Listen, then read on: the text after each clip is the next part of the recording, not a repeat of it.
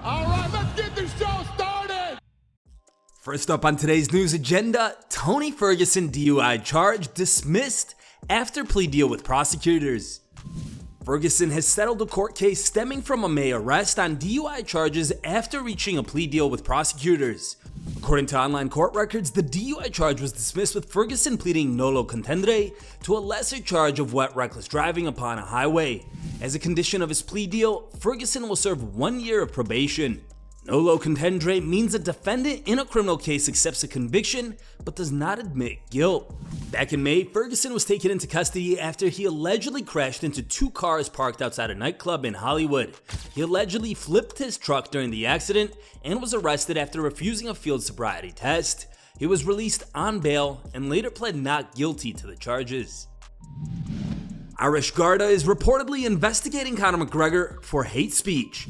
Conor McGregor is reportedly under investigation by the Irish police for quote-unquote hate speech after he criticized the Irish government for failing their people. The inquiry is being led by Assistant Garda Commissioner Justin Kelly.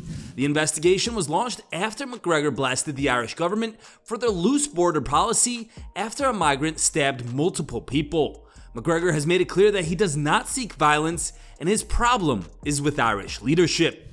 Several of the tweets suggest that Ireland is at war. Conor also called for people to not let any Irish property be took over unannounced. Evaporate said property. It's a war. This comes as McGregor is currently preparing for his long-anticipated UFC return. According to the UFC president, Dana White, McGregor will return somewhere in the summer of 2024 to fight against Michael Chandler. Here's fresh footage of the Mac prepping.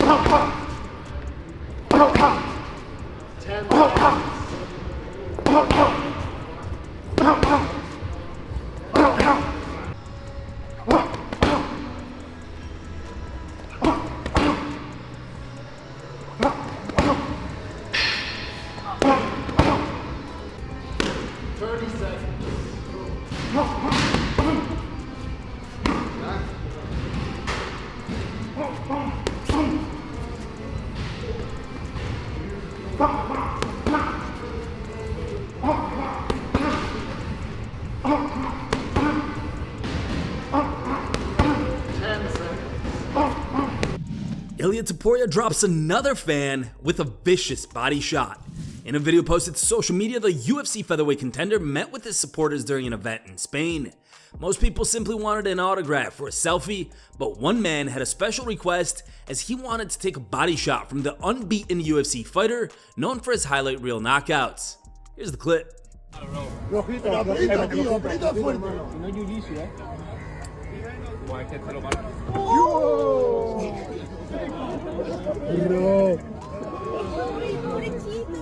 ¿Estás bien, Please, aguanta, hermano. Abrazo. Cucharita. The Georgian fighter currently boasts a 14-0 record, which includes wins over Bryce Mitchell, Josh Emmett, and Ryan Hall. He's booked to face Alex Volkanovski for the featherweight title at UFC 298 on February 17th, 2024. Sean Strickland has stopped a potential carjacker. Last night, the UFC middleweight champ leapt into action after his ring cam appeared to catch an individual lurking around his truck. Believing the man in question was looking to steal his ride, Strickland left his home on a mission. Here's what happened.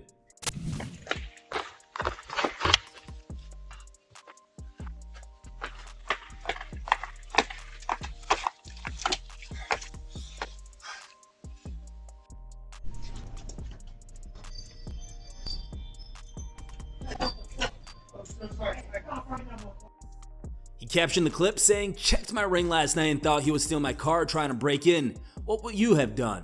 I need full coverage on my truck, lol. Also, really nice guy." Later, Sean offered some additional insight into the situation.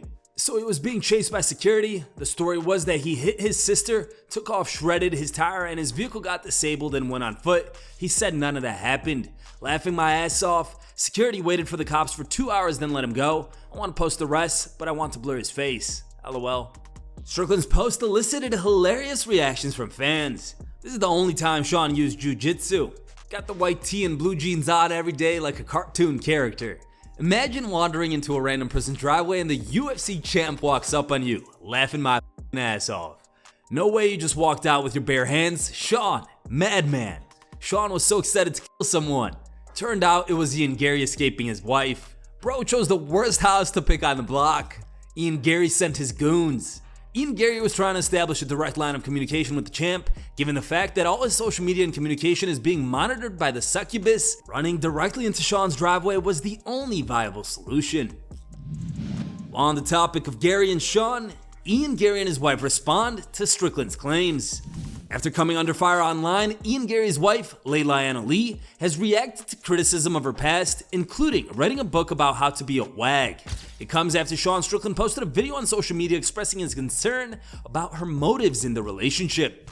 Now in a video posted to his Instagram story, Garry and his wife fired back at critics and shared their side of the story. You can watch the full video on Ian's Insta stories. What do you guys make of this entire situation? Good morning. Right, there's been a lot of shit being said online about me, my family, my personal life. All of it's nuts. So my wife decided to clap back a little bit, give some truth to the story, and yeah, so look, my wife is the most intelligent person I've ever met.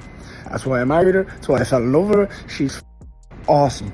Now if you think you're gonna talk about me, or my kids, or my team, or my family, and me and her not clap back, then you're nuts. Listen to what she has to say. Looking at the hate, the majority of the clips and the comments that I'm getting, without a doubt, the biggest thing that I've done wrong is age. I've gotten older. I've had a birthday every year, and that's disgusting coming from a woman, especially. Getting older is not acceptable. So I'm a little bit. I fucked up there. I'm 40, and to people who haven't met me and are sat at home, that's really disturbing to them. They're really very upset about it and spending a great deal of time telling me how horrendous it is that I'm 40. Another thing that I did is that I dated someone almost 14 years younger than me. Actually, didn't just date him, married him, Ian. And that has really deeply shocked some people. It's shocked them so much that it's definitely not laced with sexism. It's affected their thoughts on everyone in the industry, including males who are dating females of the exact same age gap. They've definitely been offended by that as well. On to truth number 2, and this one's the big reveal. I wrote a book called How to Be a Wag.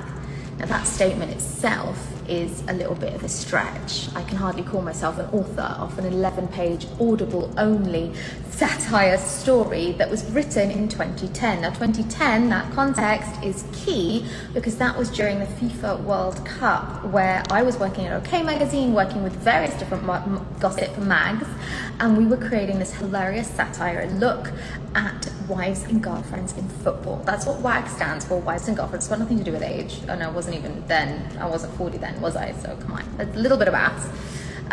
If you want to call me an author for that, sweet. I think it was more of a light-hearted podcast, but I was well ahead of my time. That satirical look is, if you've listened to it, really silly. And anyone who takes it as fact has completely missed the mark. Lo and behold, I'll hold my hands up, sarcasm isn't well taken, especially with American audiences. British humour and British sarcasm is often lost. Joaquin Buckley offers to step in for Stephen Thompson against Shavkat Rakhmonov. Buckley apparently believes that Stephen Thompson is going to bail on the fight with Shavkat Rakhmonov, and when he does, he will be ready to step in and fill the void. In an interview with Middle Easy, Buckley said, "For December 16th, I could definitely do that. Easy work. We looking at Shavkat and Wonderboy fight.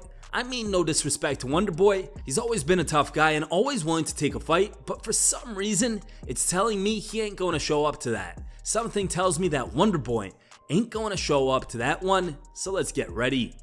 Fighters know fighters, man. To be honest with you, Wonderboy for the longest time didn't want to fight Shavkat, and I'm guessing that UFC gave him a good little bag in order to get up in there.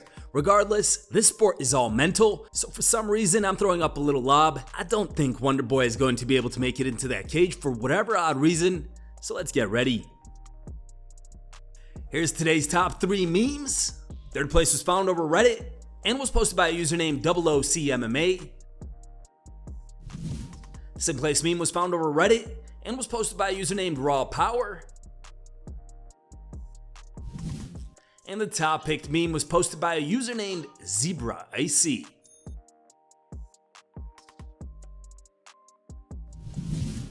Thanks for watching. If you like the content, smash that like button and don't forget to subscribe to stay in the talk.